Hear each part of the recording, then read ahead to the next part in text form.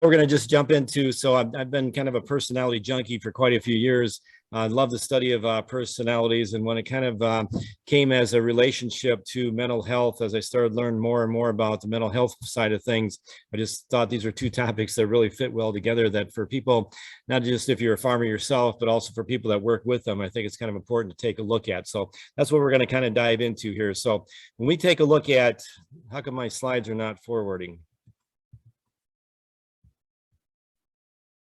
There we go.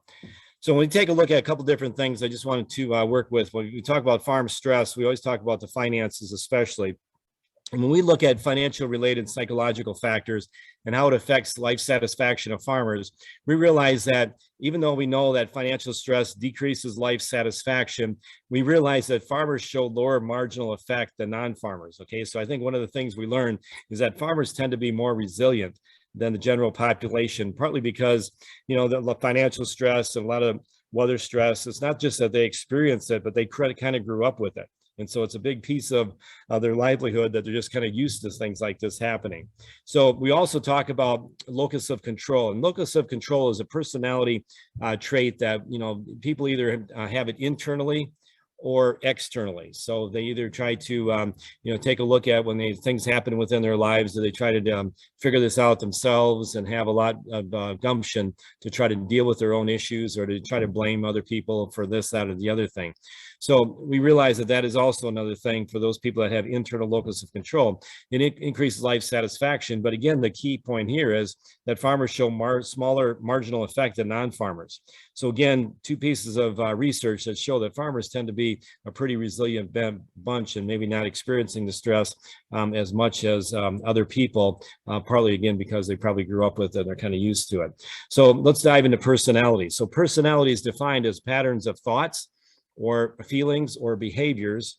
And those behaviors we can kind of break into two different pieces of people that are doers, or people that are just kind of, you know, just spontaneously, they just, you know, do a lot of different types of things, or they you know, it's just kind of a behavior type thing. So, but the important part here is that it persists from one decision situation to another. Okay, so it's a pattern that just continues to repeat itself in people's personalities as they make decisions and go on through their lives. So those personality traits are deemed to affect almost every aspect of an individual's decision making and also their behavior. So when we take a look at personality, stress, and resiliency, we realize, and it's not just dairy farmers, but that's what I deal with the mostly, but just any farmer, that personality is hypothesized to play a pretty significant role in their reaction to stress, their resiliency, and also their success in life. So dairy farmers and other farmers tend to experience unique stressors that others do not, in a pretty complex combination or degree. And we can talk about weather risk and market risk and just financial risk and family risk as they're working together, the tradition on the farm, and just environmental risk and things like that. But there's just, it's very complex set of situations that farmers tend to be a part of. So personality can influence the stress process and outcome.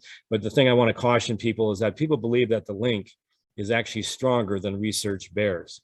And I would tend to say that I believe that myself, but there are some personalities that I would tend to say, I think there's a pretty strong link for it.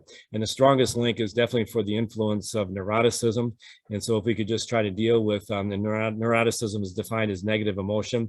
And if we could try to just help people deal with their negative emotions, people would tend to have a lot more stress in life. Okay, so this neuroticism, the negative emotions, tend to evoke negative stress outcomes as well. So what I tried to do as I was studying these personalities is try to put it in some kind of a trait model that I could kind of help understand it myself, but trying to use it as a way to more simplify the ability to show other people what these personality traits might be. So the first one is locus of control, which I already kind of defined a little bit here and there. It's either internal or external, but you can also have ambi, the people in the middle that really aren't strong internal locus of control or external locus of control. So that's one piece of it. And so the ones that tend to have the external locus of control, again, they tend to play more of a blame game type thing, or they just think that they can't do much about their situation, probably have a lot less hope than people that have the internal locus of control. Let's say, I'm going to do this, I'm going to take care of the situation, I'm going to nip this one in the bud, and we're going to move on from it. So We also have these traits called introvert and extrovert, and this is kind of more of a communication and kind of a people-oriented type thing. So you can either be one or the other, but there's a lot of ambiverts in the middle as well. And so we'll talk about this one a little bit more in detail, because I think this one does kind of play into farm stress actually quite a bit. The third one, you'll see some research out there about people that are passive, reactive, or proactive. And of course, the proactive people tend to be the ones with the internal locus of control.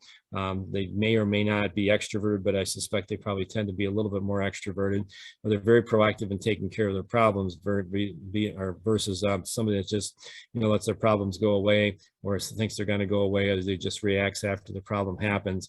The proactive people are going to try to get ahead of the problems in a sense. And then the one I probably spend a lot of time with, and I think is very important, again, behavior is defined as how people feel, how they think, and how they behave, or their personality is defined that way. And so the behavior part is the people that order their lives in certain fashions, like a 1, 2, 3. This is how it's going to do. Everything has a place and it has a time. Or the doer who might just say, the heck with all that, I just want to do it, experience life, and things like that. So those tend to play, I think, in a lot of farmers' personalities as well. And then the fifth one, and this is probably the one that's the most research-based, that I would probably, if you're more of a clinical or counseling type fashion, we'd probably tend to use this one a little bit. But there's 5 areas of neuroticism: agreeableness, conscientiousness, openness, and also extroversion, which is not to be confused with the extrovert person up here, but the extroversion tends to be positive emotion. The introversion, or the neuroticism, actually tends to be the negative emotion. Okay, so it's kind of on a spectrum there. And so those are 5 traits that each one can be broken down into, which would be, so neuroticism is broken down into volatility and withdrawal, agreeableness into compassion and politeness, conscientiousness.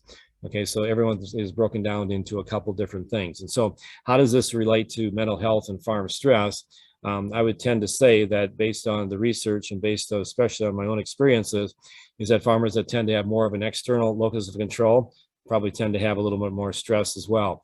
I would tend to say our introverts probably tend to have a little bit more stress, just because they try to internalize a lot of things. Maybe they don't have as many people that they're associating with, but even though they don't, they may have more deeper friends actually. So it could be, this is one that's kind of, may not play into it as much, depending on who that person truly is. So the passive reactive, I think it's fair to say that they're going to tend to have more farm stress, mental health issues.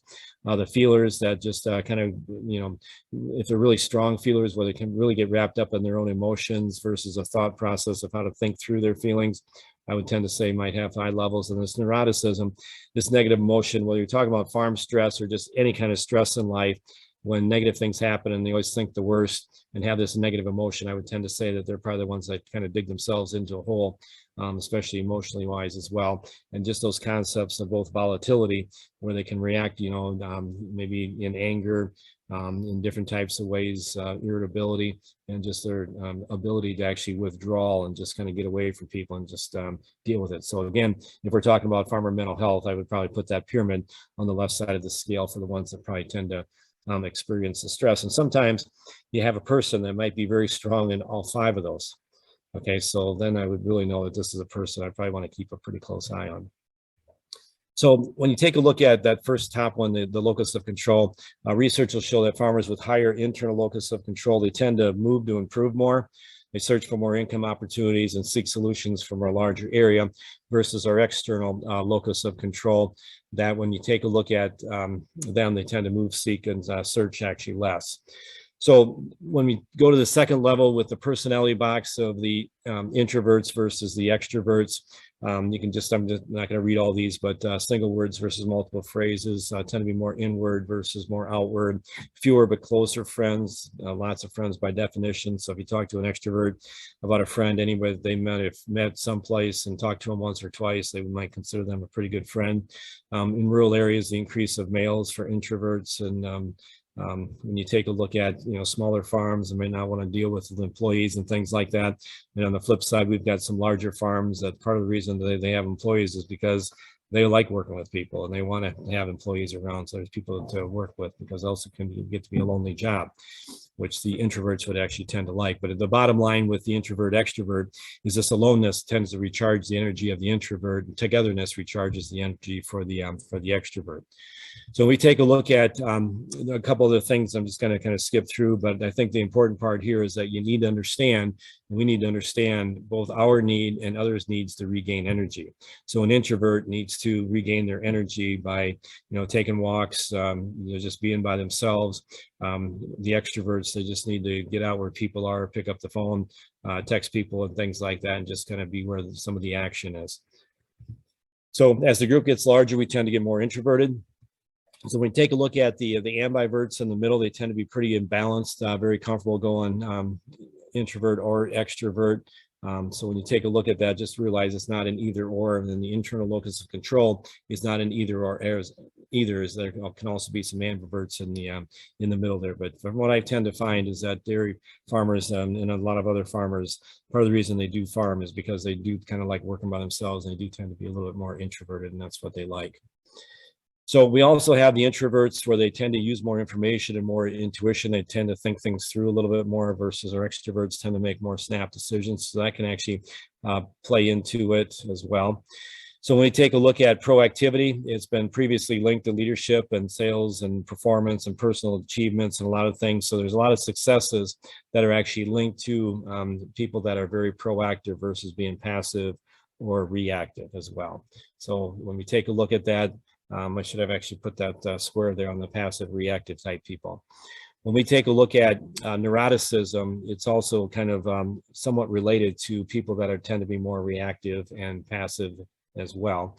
So when we take a look at stress, sometimes those variables can actually explain a pretty high percentage of the variation in distress in people's lives. So just a quick slide of, differences between proactive, reactive, and passive type people or whatever. So again, the proactive people tend to just take the bull by the horns. They're going to do it. They're going to make some decisions. Okay, then that's a bad thing that happened to me, but this is what I'm going to do to try to circumvent it versus passive and reactive that just have these thought processes. I'd like to do this, but I can't do it because of this, because of that, or someday this thing might change and get to the better. So again, internal locus of control definitely can reduce people's stress. So when we take a look at personality traits, there's a lot of personality tests out there that people can actually take that actually kind of try to break the brain down into 4 quadrants. And again, it's those patterns of thoughts, feeling, and behavior. And those behaviors are broken down again by the orderer. People that everything's got a place in life, things have a time, versus the doer where things might be a little more just kind of scattered, at whim, doing what you will.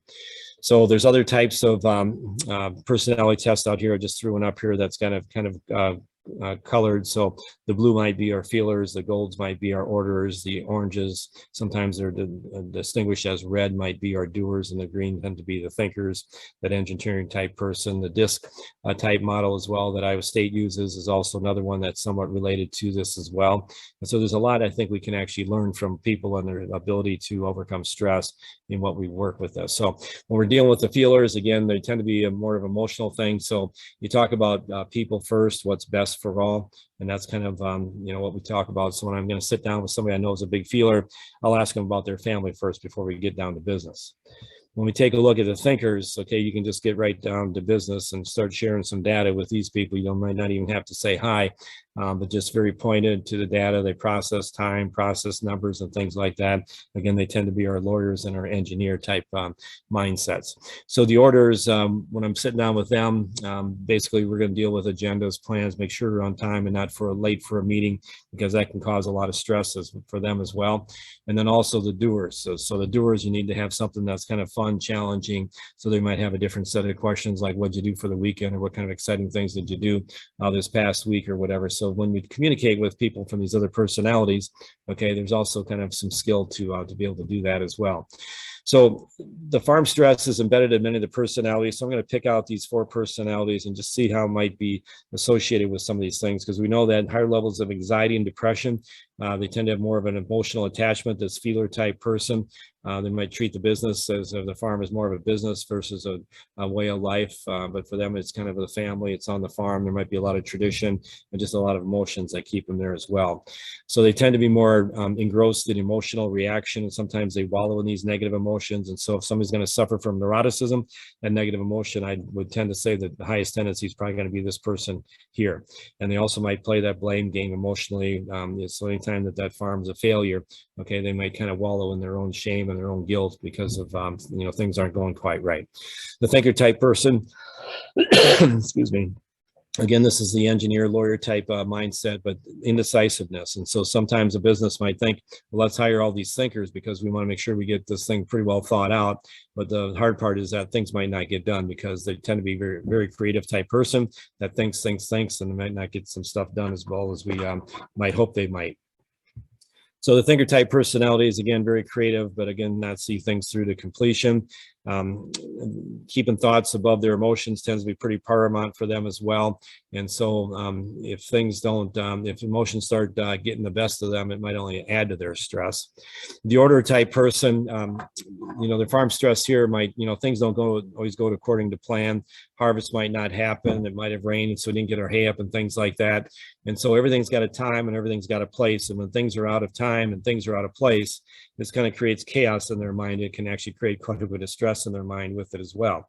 So this order type person tends to be a little bit more of the controlling, in charge type person with the I talk, you listen type attitude. So again, when anything gets out of whack, this could actually cause some pretty serious stress with the order type person because things have to have a place and they have to have a time. And when it doesn't happen, again, that can cause the increased stress. The doer type person, do they get stressed out? Sometimes people say, well, just joke about it. Well, they really don't care anyway. So, but they tend to be more prone to farm stress because they fly by the seat of their pants. And sometimes when you're managing the details of the farm, that's not the best way to do it and kind of get yourself in trouble in the back end, just kind of when take a look at that. So not creating the plans and just going day by day without long-term focus or even short-term detail can cause stress of serious magnitude because it can cause some bad decision making as well, even though they tend to be actually have some pretty good impulse decisions with it as well. So the doer can thoroughly enjoy physical work and all the excitement of the farm, and that's what the doer is. They just love working with their hands, love working outside, but the high level of management and things like that might not be their strong suit. So the bottom line is that all four of these personalities can be quite susceptible to farm stressors, but again, I'm going to give the nod to the feelers. With everything else being equal, that might feel it the most or be impacted by it the most, especially if they're more of the passive, reactive, or neurotic type. The introversion versus extroversion. So they might be more inhibited to talking if they're more of an introvert. Less people might be associated with them, helping them make the decisions or be there for moral support.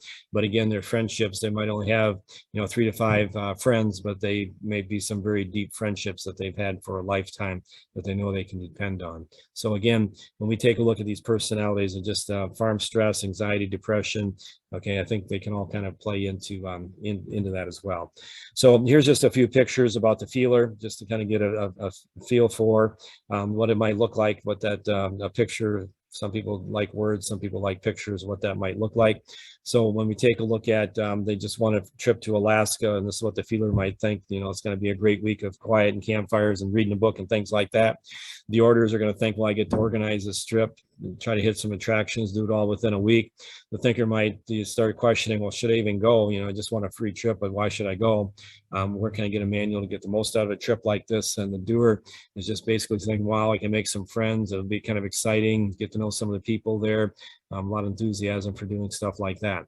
So now we're going to move into step 5, which is on that model, which is the bottom piece of that, which again has more research to it, but it's also it can be broken down and it's been analyzed in, I think, in a lot of different ways, but it's also a lot more complicated to try to remember for us as well.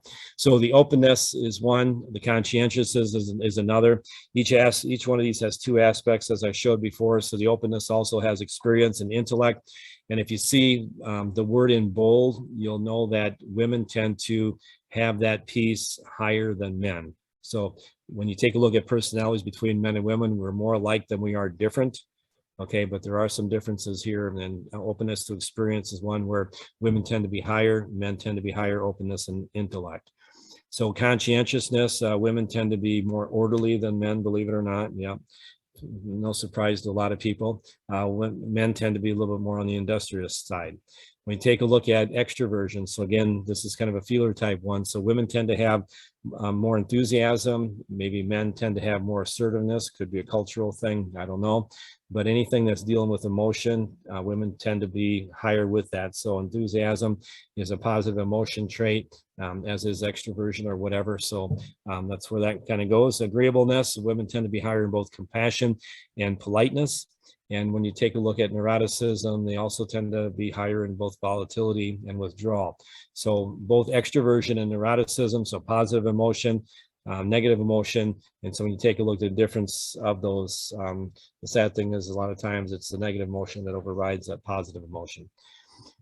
So when we take a look at the difference might be labeled as self-esteem, but when we take a look at IQ wise between men and women and stress and things like that, and that's, I don't want to touch on that too much, but just real quickly here is that the IQ tends to be about the same. It's just that we tend to have men on broader ranges of the spectrum, both on the low IQ side and on the high IQ side, and women's IQs tend to be a little bit more compact there in the middle. So when we take a look at those positive traits, again, dealing with farm stress, that the extroversion, enthusiasm, and assertiveness, okay, anything we can do to try to help people be more enthusiastic and more assertive, proactive in their things, so you can kind of see how maybe this trait actually relates into some of these other traits that we talked about as well. But again, when you take a look at farm stress, it can have some big impact. Just simple things like keeping the head high, shoulders straight, a smile on the face, and just having that assertiveness and kind of that confidence that people tend to have. It actually not only has implications, socially of how people might think of you, but it also has some neurological implications about how your brain works when you're more confident, enthusiastic, and things like that, because you'll express more serotonin and different things like that that'll actually cause you to even feel better about yourself as well. So neuroticism on the opposite side with volatility and withdrawal. So this is a kind of a very negative, also protective. And so as human beings, we were kind of built for the thought process that we always need to protect ourselves, because that saber-toothed tiger or something must be getting us. Our goal back in the day, millions of years ago, was basically just survive to the end of the day. Okay, so that protective mindset has not left us, and it can debilitate us. So we're always kind of trying to protect ourselves from possible loss. In fact, we'll spend sometimes 2 to 3 times more energy to protect ourselves from a possible loss than to go after a gain of the same magnitude. Okay, so again, that negativity kind of begets negativity, and it causes parties to put up defenses, it constrain relationships, and maybe cause the other party to withdraw. And so one of the biggest things, I guess, one of the goals I have with any of these presentations is try to help people become less neurotic, less negative emotion in their relationships, whether it be with their marriage, with their family, and just the people they deal with on the farm as well.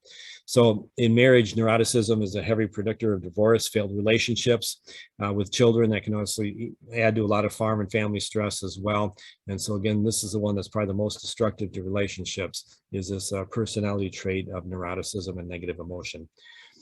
So when we take a look at conscientiousness, this order over chaos, okay, so after IQ, being able to order our lives is probably the second biggest predictor of life outcome. And so how we can plan and overcome chaos in our lives is extremely important. How do we think before we act?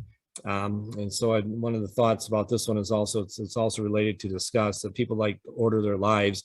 They don't like messes. They don't like dirt. They don't like this. They don't like that.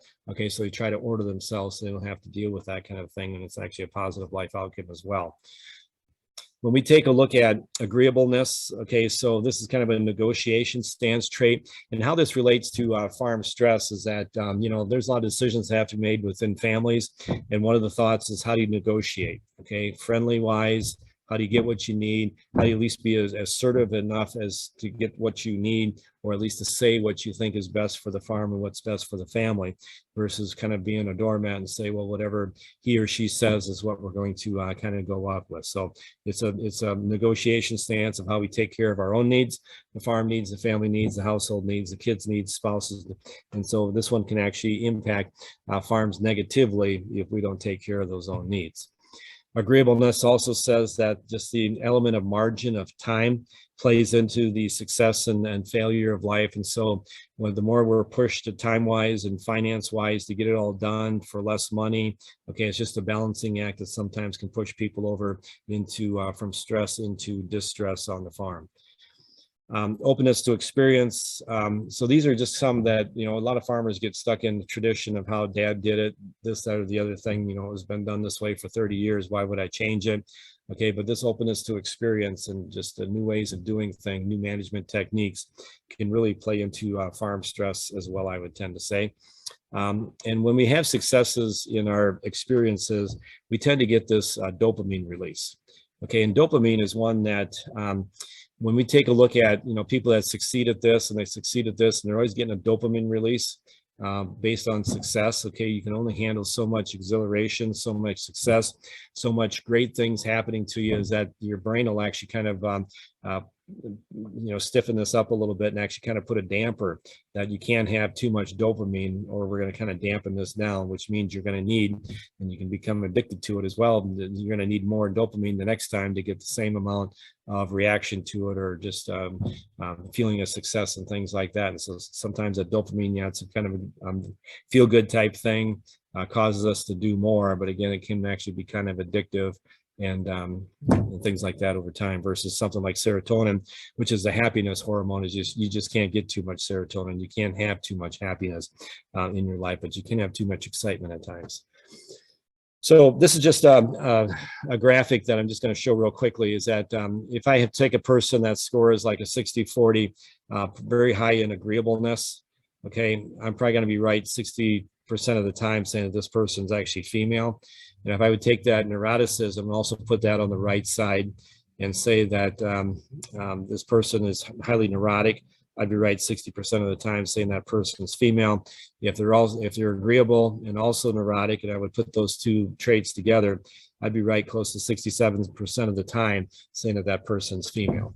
Okay, so we can kind of take these traits and just kind of realize that there are some male-female differences with it as well, but they definitely play into farm stress and the mental health as well. So as we continue to move on, some of these personality traits, I put personality, a link there, understandmyself.com, and another place there where you can actually find some personality tests if somebody wants to try to take the time to go through those. And when we take a look at the association between stress, psychological distress, acceptance, behavioral disengagement, and neuroticism, we realize that people that report higher levels of neuroticism and behavioral disengagement, and when we take a look at those variables can actually explain, as I explained in a slide earlier, a very high level of people's ability to deal with their stress. There's also another research project out there that showed, when people started taking a look at people's level of distress, people that think that stress is bad tended to and experience high levels of stress. But if they think stress is bad, they tend to experience higher levels of stress compared to people that don't think stress is bad. Their stress might not be quite as high. And so there's a correlation to that. I'm not saying there's a causation of one to the other, but there definitely is a correlation in just how we think about our stress and what it is. And so I think one of the important pieces is to realize is that stress is good in our lives, and it really impacts our mental health, because stress causes us to move from point A to point B.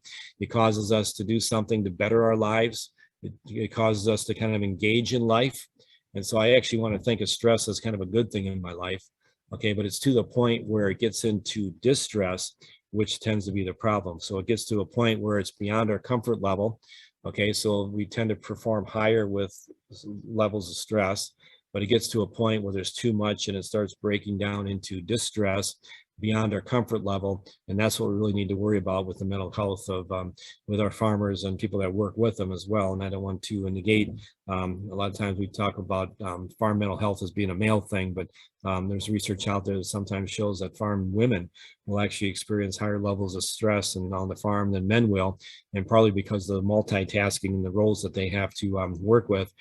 So it's not just that they're working on the farm, but they might be working an off-farm job, dealing with all the kids' activities and things like that, and doing household chores. And so a lot of multitasking that they're working with as well. And then plus trying to help a husband that might be dealing with a lot of farm stress himself. And so sometimes we don't want to make sure, or not sometimes, we want to make sure we don't forget the role of farm women and what stress can actually work with in their lives as well.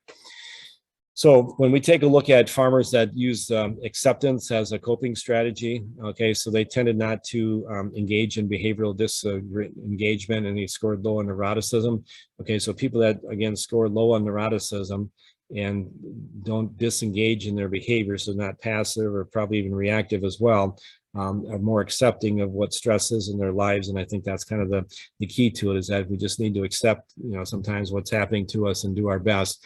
And one of the things I learned early on about mental health and stress is that when you have this big thing between you, where you're at now, and this thing that has to be done and it's causing you a lot of stress, the best thing you can do is not worry about it and just think about it. The best thing you can do is just do something that reduces the distance between where you're at right now and that stress. And even if it's something simple, but day by day to do something to reduce that stress, and hopefully we can kind of overcome it, that it doesn't get to a point of distress within our lives at some point in time. So I talked quite a bit about just this whole concept of neuroticism. So I deal with farm mental health. We also talk about, people that grieve a lot of things that they're losing on the farm or whatever. I think that grief is a big part of farm mental health. And I think this neuroticism is a huge part in the relationships of farm mental health. And so criticism tends to play into that. And you can kind of see that, again, we're playing the blame game here. People that get very defensive, it's not an internal locus of control here. It's pretty external, and you're always the problem. Okay, so what do? We react to them being the problem, and maybe some contempt or something like that, or we stonewall by just kind of removing ourselves. Again, this is neuroticism to the max, where we're withdrawing, we're very volatile with it about it. And surprisingly, that 85% of the time, stonewalling tends to be a male thing, which I know a lot of women kind of would find that hard to believe, but 85% of the time, this is a male trait here. So when we take a look at farm personalities, and I've been involved with farm family personalities, and some small farms and big farms, and even within my own family. So one of the things I always take a look at when people start arguing about things is this conflict due to difference in personalities. And I just went through a half an hour's worth of, how this can these personalities can actually impact that. So my goal there is to try to help people understand personalities, if that's what the case is. Sometimes it's just simply a different in expectations. And sometimes these personalities can actually play into those expectations. But sometimes it's just with job descriptions and who's expected to do this. It's a communication skill as well. And how do we just evaluate that? Sometimes it's just a difference in information. And with the internet nowadays, you can find a fact that says this or that. Okay, you can talk out of both sides of your mouth with sometimes the facts on the internet. But if it is a difference of information, then how do we try to come to the table and try to sort through the information to try to get the best answer about what's going on there? And then we also have sometimes this conflict due to values and opinions. And we live in a world where there's a lot of different values out there, and there's also a lot of different opinions. And how do you at least respect those opinions, unless they're immoral or something like that? But for the most part, how do we try to work with people's values and opinions and try to figure out where this conflict is actually coming from? So again, I think as I start to close up here, again, this model, as I've shared a lot of that information, we're just going to kind of go back through this just real quickly. That locus of control, either external or internal, that introvert versus the extrovert, being passive and reactive versus proactive, that feeler type that might be heavy in emotion and sometimes might be somewhat neurotic as well, versus the thinker that can actually think through their emotions, think through maybe a little bit better, but hopefully they're still going to get things done even though they're thinking. And the order tends to, I would say, tend to have less stress, because they tend to find out ways that they can order their lives over that chaos and get themselves with that more internal locus of control, that I'm going to do something here. And the doer, whether they care or not, just basically take a look at, working through their issues, and they tend to have a little bit more on the extroversion side, that they have positive emotion, and also people in the way of support. So don't worry about them as much.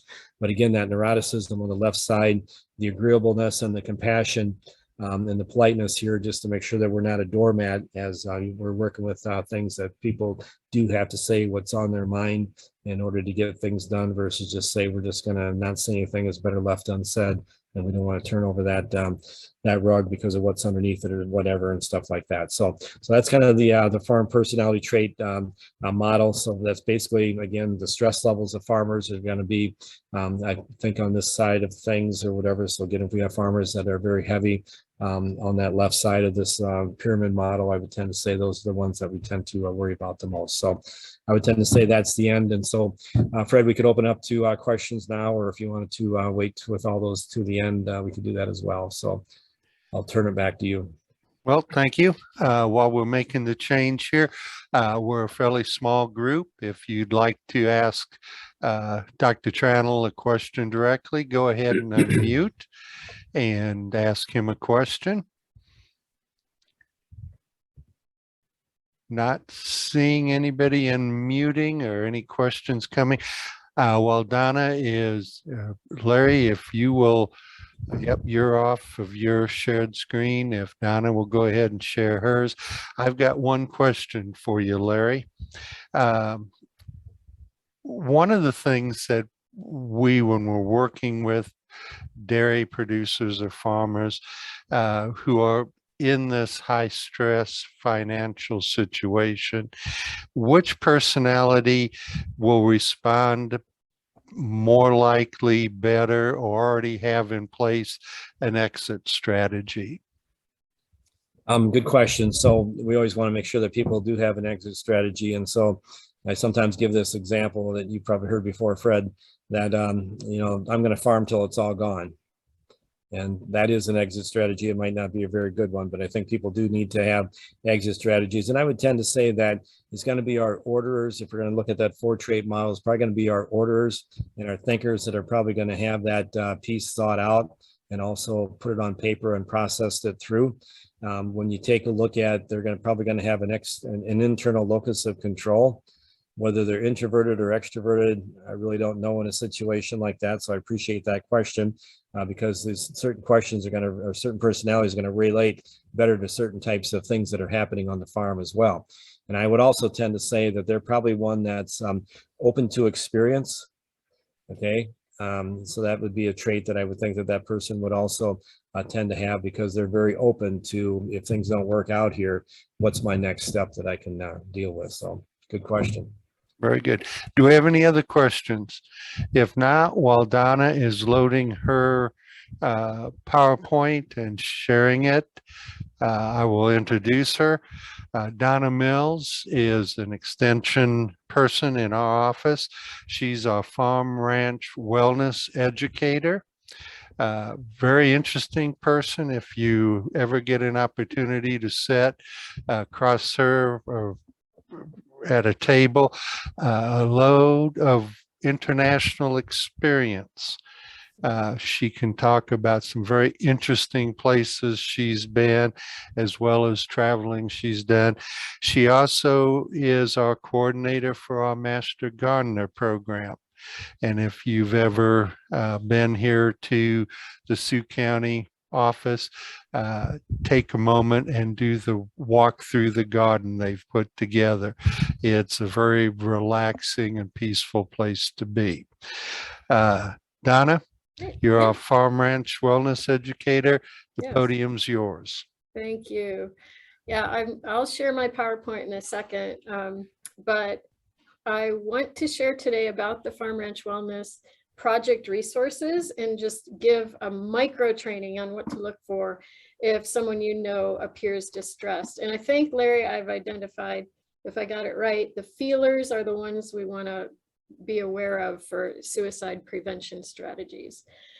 Before we take a look at some of that, I found this amazing video that I wanted to share with you. It tells such a great story in 50 seconds.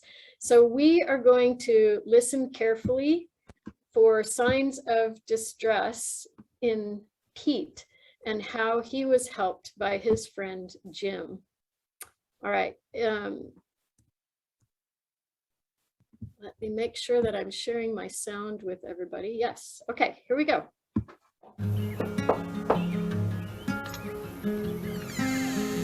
Jim.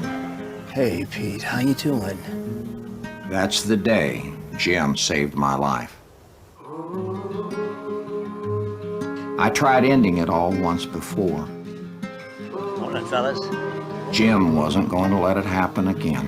Hi, Jim. Where's my best tipper? When I stopped showing up,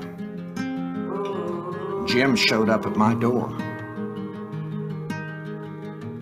He didn't let me brush him off, and he took me to the hospital in town to get me help. Everyone has a role in preventing suicide. Know the warning signs and rock your role.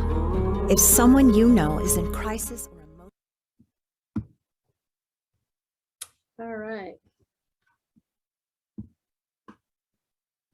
So let me go ahead and start my video here. Stop share. I took a look at that video several times, many times, and I think I've determined that Pete is probably a feeler and Jim is probably a thinker.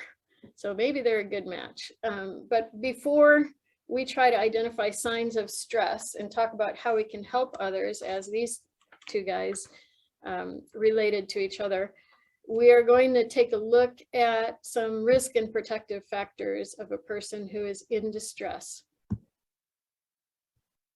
So risk factors are those things that could push someone toward a mental health crisis or a suicide attempt. And these are associated with someone being suicidal. Men are more likely to kill themselves than women, though women might make more suicide attempts. And older adults and adolescents are more at risk than others in the population. Depression. People who are depressed are, of course, more prone to suicide. People with anxiety are also more likely to think about it, but to a lesser extent than someone with depression. When people use alcohol or drugs or any other substances, their judgment is impaired and they can be impulsive. And heavy alcohol users are 5 times more likely to die by suicide. Alcohol has been found in the blood of 29% of Americans who died by suicide. There are barriers to seeking treatment. Sometimes it's an unwillingness and sometimes it's just difficulty finding help.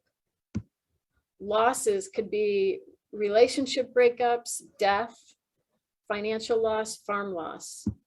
Physical illnesses like a chronic pain of some kind, back pain or other. Sleep disorders really impair judgment as well. Stroke, a traumatic brain injury, all of those things can increase the risk.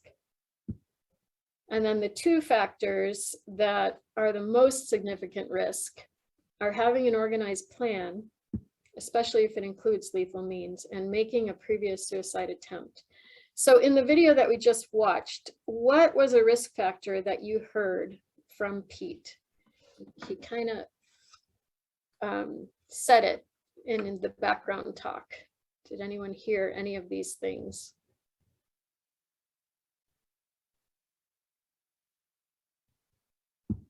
Correct. It was a previous suicide attempt. Pete had tried to take his own life before, and Jim helped him and took him to the hospital. So when he stopped showing up, Jim was there to help him. All right, so protective factors, what are those? They are things that help bring stability, a reason to live, and hope. These factors make it less likely that a person would consider, attempt, or die by suicide. Easy access to mental health care and support for those who are seeking. So if someone needs it and somebody else is encouraging them, then that is a protective factor. Connections, the support of family and friends who are good listeners. Good support from your primary care provider because they have connections with a mental health provider and can direct you that way. Skills in problem solving and conflict resolution. I believe that was a thinker and an orderer. Those people might have less issue with suicide ideation. And then someone who has strong spiritual beliefs can give them greater hope and meaning in their lives. So in the video, what did you hear or observe that was a protective factor for Pete? It was Jim coming to his house and just kind of looking out for him because he knew. All right, so here are some warning signs. People often show something, or they might make some kind of comment. When you notice a dramatic change in mood, it could even include someone being depressed for several weeks and then suddenly there's a positive change. That could be a sign that they have developed a plan for suicide. So you want to check into that. You definitely want to have that conversation. Someone who starts increasing their alcohol or drug use, their judgment will be impaired and they might do something impulsive. Feeling trapped, like there's no way out, that could be in a series of losses. It could be just not being able to solve a problem. Maybe the person has heightened anger, or they're seeking revenge of some kind. Or they might feel hopeless, like they have no other options. They might even send a text message or social media message of some kind. It could be direct or indirect. So those are things to look for. And then we have a few more here. If they express that they have no reason for living or a sense of purpose in life, this could be coupled with losses of some kind. If they start giving cherished items away, definitely a sign. Oh, I want you to have this. I won't be needing this much longer. Things like that are definitely signs to pay attention to. Any kind of threat to hurt or kill himself or herself is something to also be on the lookout for. And then seeking access to lethal means, either sharpening their, making sure that their guns are loaded, something like that. All right, so we are going to look at some resources that can help have these conversations, because a lot of us don't have a ton of experience talking to someone who's distressed, or especially someone who's in a suicidal crisis. We'll review together some of these resources that we can use when helping someone. So Farm Ranch Wellness is a partnership project between Iowa State University Extension and Outreach and Iowa Department of Agriculture and Land Stewardship.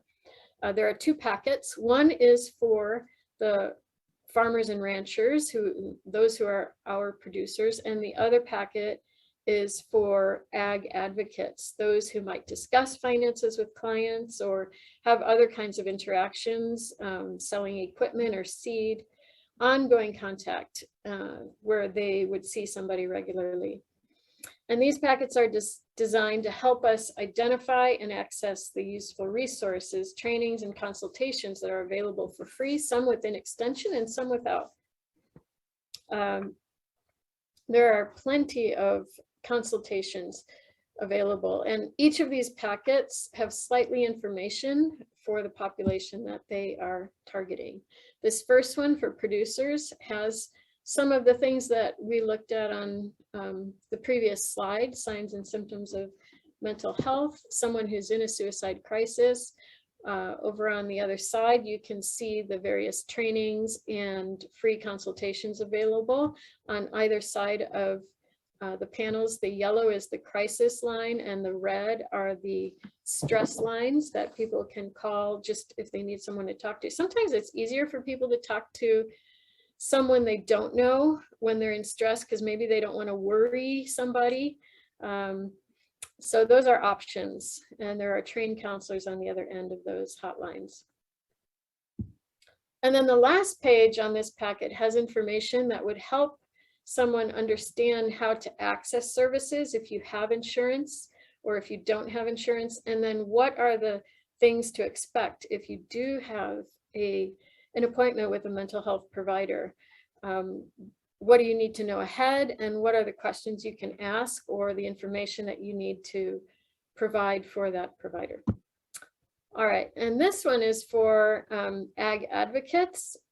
This is a bit more robust. It's been prepared with farm lenders, seed dealers, co-op staff in mind, because those people will have conversations and feel really comfortable when talking about farming or finances. But maybe they notice something that's a little bit different in the way that the person is relating. And maybe they don't feel prepared to have that conversation about mental health. So within this packet, there are all kinds of trainings and other consultations that are available, but also why farmers are unique with stress and what are the ways that you can help as an ag advocate. There's also a section on co-occurring disorders, which would be depression and alcohol use. There is a section on how a community would cope with a suicide and how businesses can help, how to support the family, how to access more resources, how to find a support group for the family, or even maybe for some of the good friends around that person who has taken his or her own life. And then on the back of the Ag Advocate page is a picture of another resource that we give away for free. It's the corn card for suicide prevention strategy. And we're going to look very quickly. This is your micro training on suicide prevention. So the first letter is C, and it stands for choose to engage. Go ahead and have that conversation. If you see something unusual or someone you know is just a little bit off, go ahead and explore that. Have that conversation, ask some questions. If they start to sound hopeless, it's just good to listen. Most people just need someone to listen. So this is where we offer support. And then if you see true signs of crisis and distress, you can just be very direct and ask, are you thinking about killing yourself? Another way of wording that is, are you thinking about ending your life? Those are hard questions to ask, but so necessary, because if someone is thinking about it, for them, it's a bit of a relief just to know that somebody else knows. And sometimes they will be defensive, and that's where we need to be persistent. Whether or not they'll admit it to you, if you know them well enough and you see those signs, then the next step is to refer that person either to a stress counselor or a crisis counselor, a lifeline. And those resources are available within those two packets that I just showed you, but also on the back of the corn card that we'll see in just a second. And lastly, if a person is in severe crisis, we never want to leave that person alone or without a plan for them to find help. And we certainly don't want to leave the person without hope. So what would you say to such a person? We can get through this together.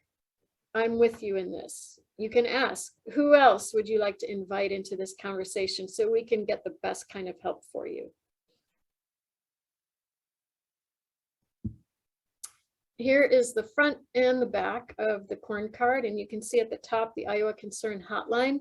That would be just for some stress counseling. They can refer you to the proper channels if it's financial, if it's you just need to talk to somebody about just about anything, they can direct you.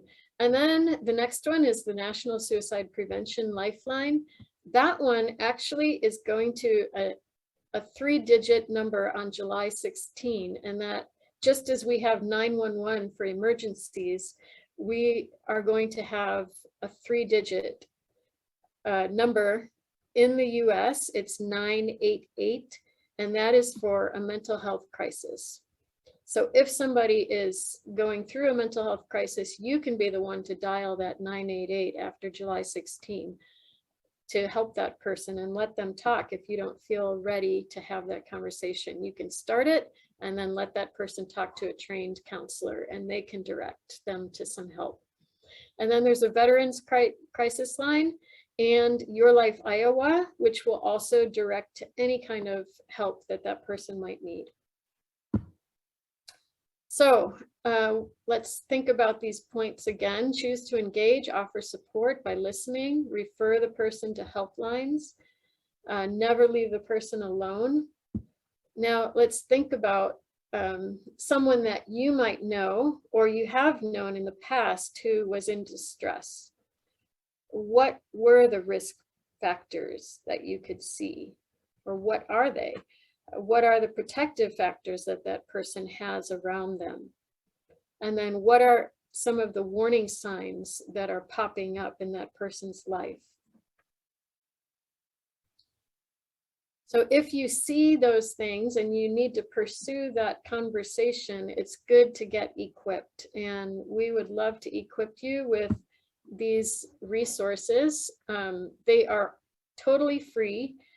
We can hand deliver them because we have people all over the state who are working on this project, and they will make personal visits. They can do a presentation for staff members in your offices, but we also have them available as PDFs, and I can put the links in the chat box for either of those.